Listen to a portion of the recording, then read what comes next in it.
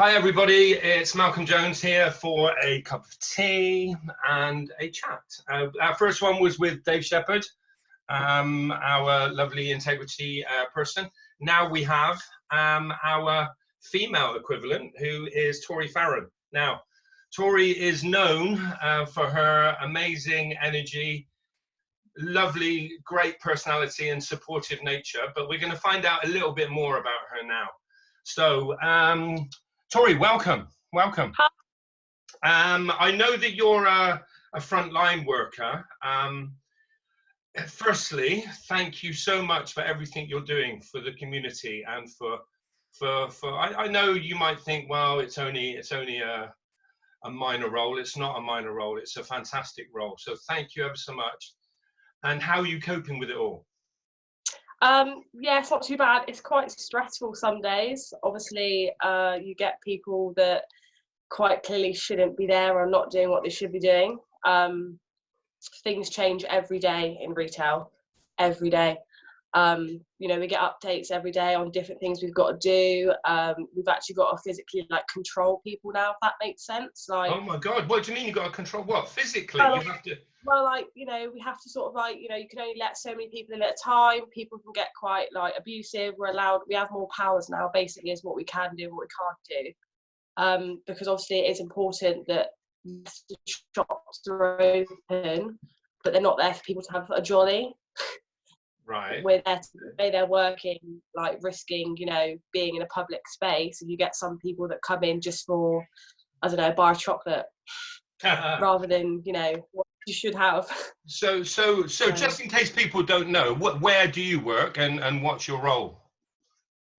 So I work in the Tesco Superstore in Dorchester, and I am the services manager. Ooh. I know, yeah.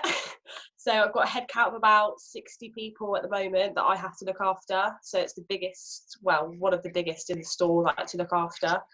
And yeah, it's good. I like working with people, so I don't mind too much. It can be a bit stressful, but I cope with it, so it's fine. Well, that's one of your strengths, Tori, isn't it? Because you are a people person, aren't you? You're very, very chatty and engaging, which is why people love being around you, because you give off that infectious personality. So that's fantastic. A question I've always wanted to ask about, well, not always, but recently, because I was in Sainsbury's last night, and I was thinking, oh my God, this is crazy. But hardly any members of the staff wore masks. Yeah, I mean, we as a store, the company have provided them for people, but a lot of people don't want them. So what I've heard the steer is apparently is that unless you have it yourself, then you shouldn't need to wear a mask. Apparently it's worse to wear a mask. You know, you should be going to other people, whereas if you're a healthy person, you don't really need it. Whether obviously we're just following what we've been given advice wise, that's all we can do. Yeah. Okay. Yeah, they're there for people if they want them, but most people choose not to have them. So yeah. I don't wear one.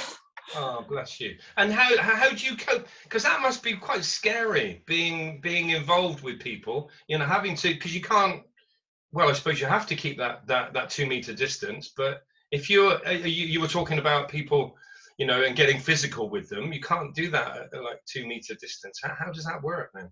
No,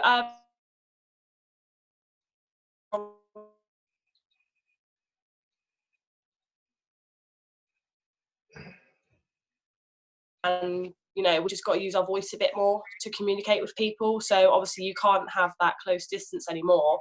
So us as managers, being the people that are have to deal with any conflict, or we're the people that they get down if people aren't happy with, we have to just use our voice more. Okay. And try and reason with people that way, and then if they don't like it, then they know where the door is. Okay. So, all right. Yeah. Okay, good. Right, so you're kickboxing then. So how did it all start? Wow, there's a question. Yeah, I know, it's so long. So I started 14 years ago.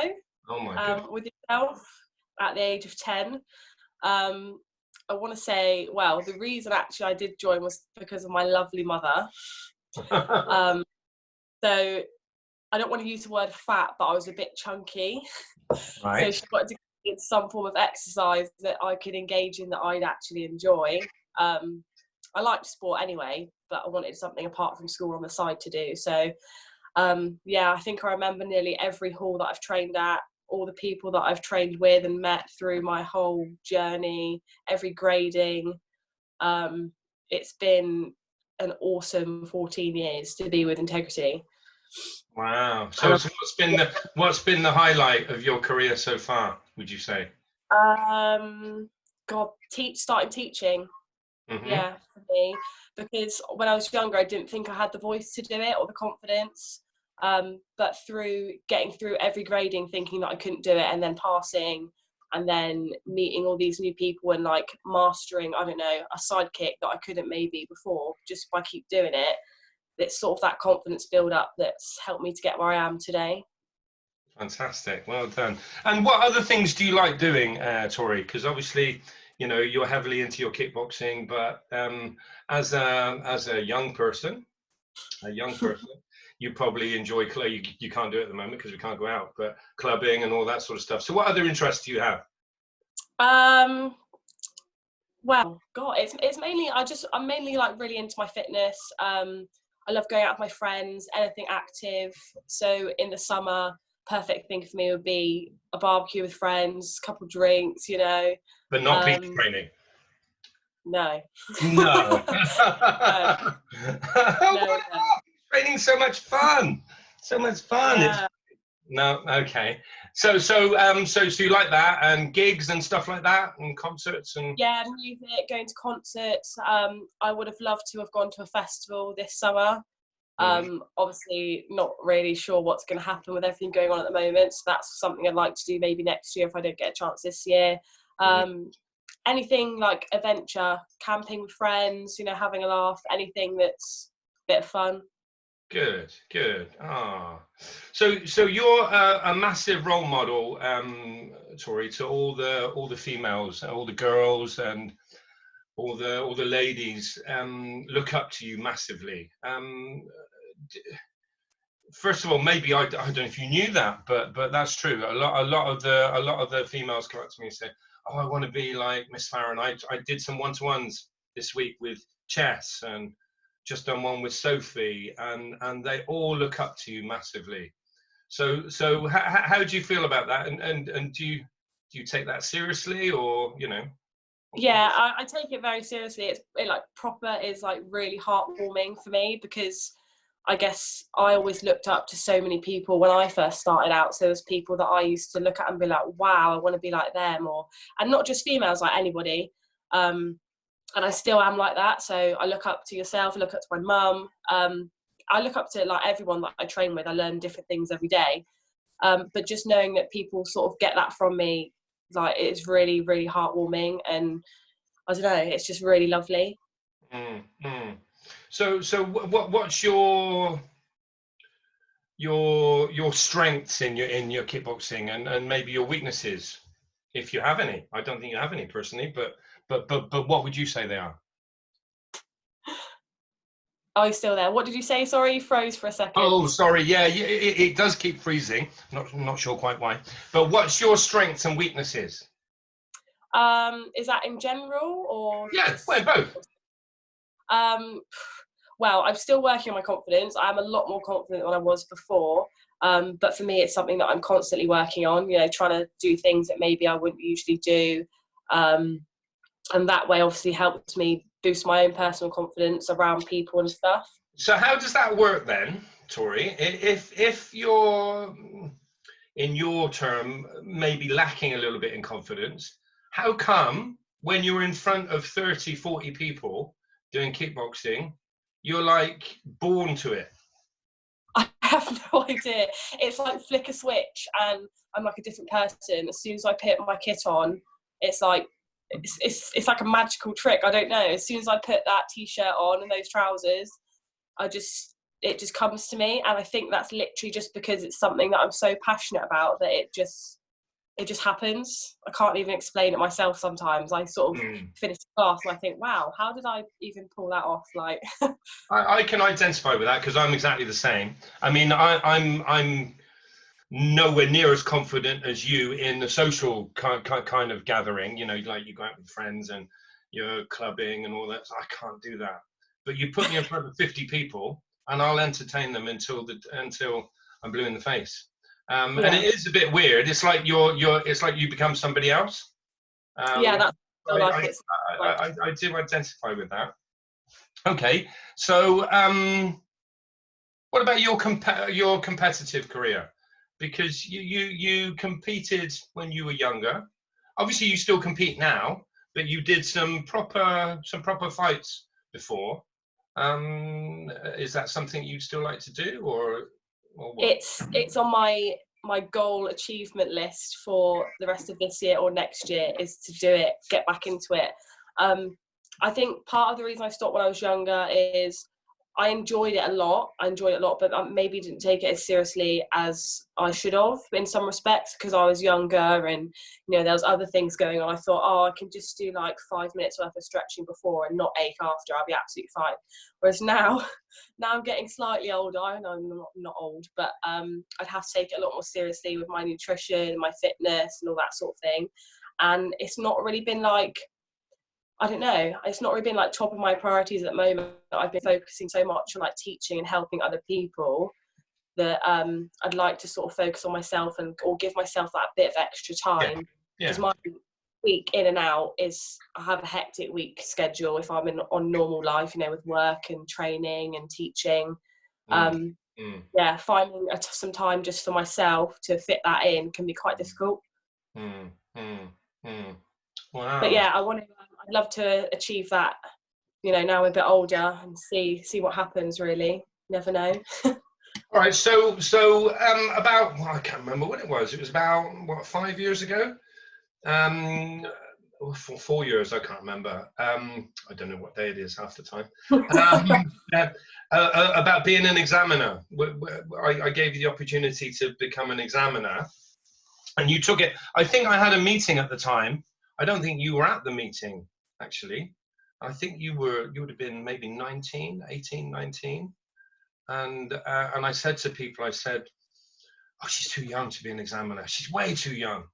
And a lot of the seniors said, no, she's good enough. She's old enough. So now you've had 4 or 5 years of being an examiner, and that's proved to be the case, by the way. Now you've proven yourself an examiner. What do you look for in a student when they're trying to grade, and what do you enjoy about it? What do you not enjoy about it? Okay, just fire away. So for me, I enjoy actually doing it. I just enjoy doing it in general. I love to be able to put a suit on and dress up a bit smarter for once and walk in and have that sort of bit of extra responsibility. I quite like that. But it's not just that, it's seeing the students that I train with put all their effort, everything they've got, that spark into, say, an hour of their time on a weekend, and just see how amazing they perform, see things that they thought they couldn't do, but because they've got that adrenaline rush, they can do it, and they are then so shocked. Like when they finish, they're so proud of themselves, and you can see it in their faces. I love the fact that obviously everyone respects each other, and the amount of respect I get for being.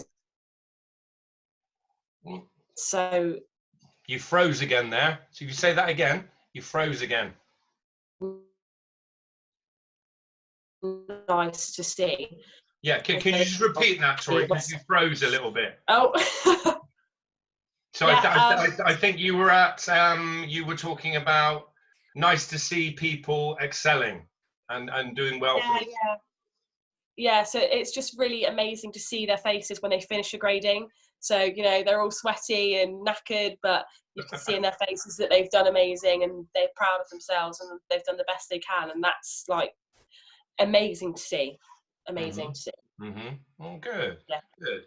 So, what goals do you have in kickboxing and in life in general? It doesn't have to be kickboxing, you know. My main goal is to pass my grading. I've waited for 5 years to be able to be eligible to take it. So. Oh, you're frozen again. Come back. All is forgiven. Come back. Come back. Come back. Come back. 3. Come back. I missed it again. Again. Okay, you were talking about doing your 5th degree. Yes.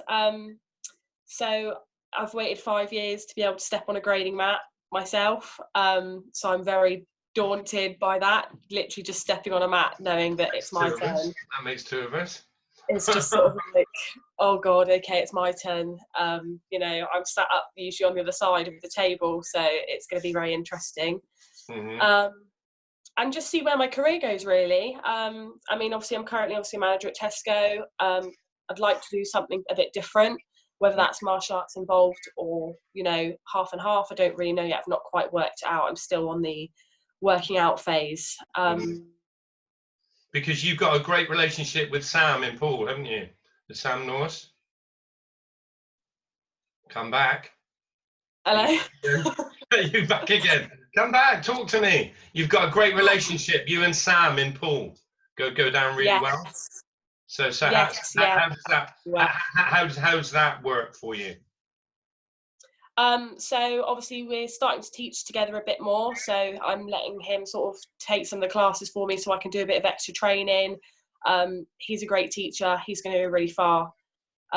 We get along really well. Like our friendship as well is glowing, and we both have the same sort of aspirations for the future. We both want to progress, not just in ourselves, but obviously with martial arts, with integrity, help build it. We're both in the same mindset, which is really great, and we sort of bounce off each other. Yeah.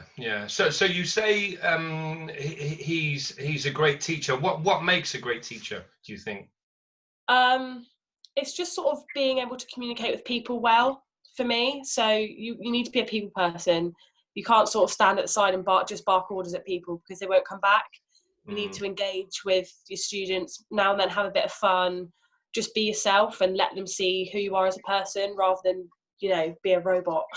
That's what I see as. Oh, well, do you know what? I've never really thought of it like that, because everyone thinks that they have to be something that they're not. And you're absolutely spot on. That's a really important point, to be yourself and not be something that you're not. I've learned something today. Oh, that's very good. Okay, thank you. Okay, so last question for you. So obviously Integrity's been going probably, 10, 12 years now. So is it going in the right direction? Is there anything you'd like to see different?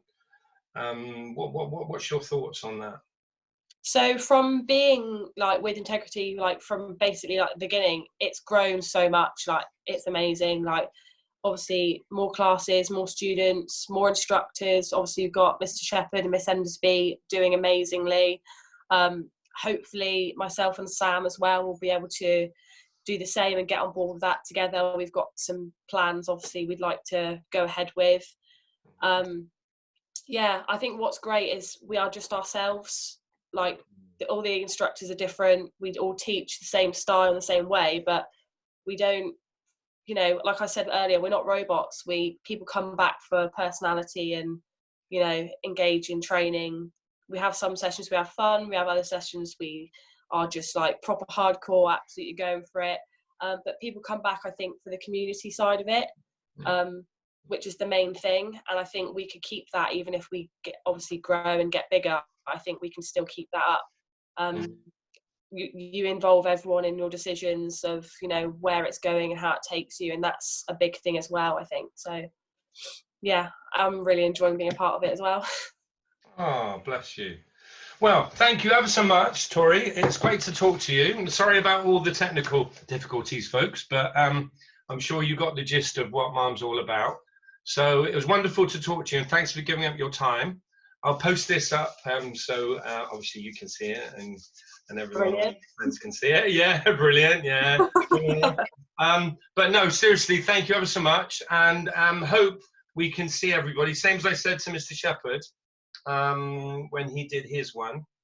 Obviously doing the online stuff is all well good. It's all a bit of fun and what have you, but it's nowhere near the same as seeing people face to face and having that physical interaction. So we really hope that we're back in in the game really, really soon. But thank you Definitely. ever so much, and take care. And I hope your job doesn't get too stressful. Thank you. See you All right. soon. Okay. Take care. Bye bye.